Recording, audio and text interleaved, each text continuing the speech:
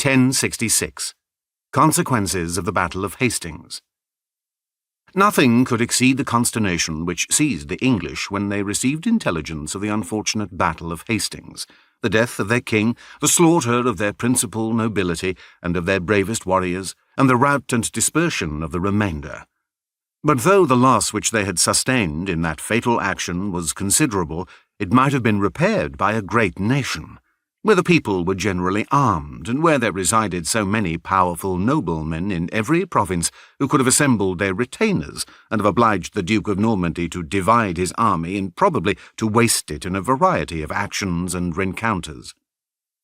It was thus that the kingdom had formerly resisted for many years its invaders, and had been gradually subdued by the continued efforts of the Romans, Saxons, and Danes, and equal difficulties might have been apprehended by William in this bold and hazardous enterprise. But there were several vices in the Anglo-Saxon constitution which rendered it difficult for the English to defend their liberties in so critical an emergency. The people had, in a great measure, lost all national pride and spirit by their recent and long subjection to the Danes, and as Canute had, in the course of his administration, much abated the rigours of conquest, and had governed them equitably by their own laws, they regarded with the less terror the ignominy of a foreign yoke, and deemed the inconveniences of submission less formidable than those of bloodshed, war, and resistance. Their attachment also to the ancient royal family had been much weakened by their habits of submission to the Danish princes, and by their late election of Harold, or their acquiescence in his usurpation.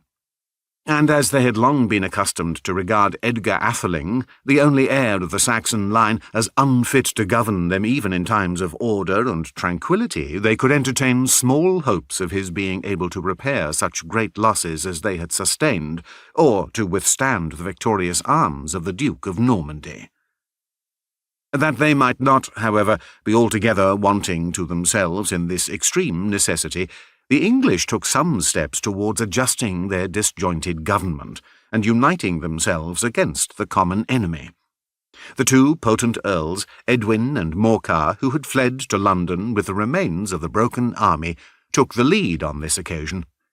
In concert with Stigand, Archbishop of Canterbury, a man possessed of great authority and of ample revenues, they proclaimed Edgar and endeavoured to put the people in a posture of defence, and encourage them to resist the Normans.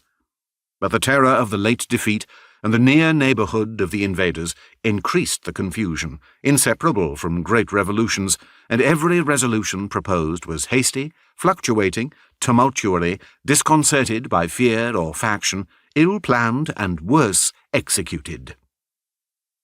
William, that his enemies might have no leisure to recover from their consternation or unite their counsels, immediately put himself in motion after his victory, and resolved to prosecute an enterprise which nothing but celerity and vigour could render finally successful.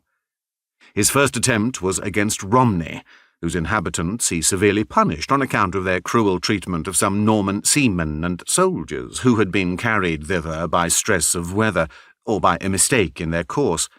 and foreseeing that his conquest of England might still be attended with many difficulties and with much opposition, he deemed it necessary, before he should advance farther into the country, to make himself master of Dover, which would both secure him a retreat in case of adverse fortune and afford him a safe landing place for such supplies as might be requisite for pushing his advantages.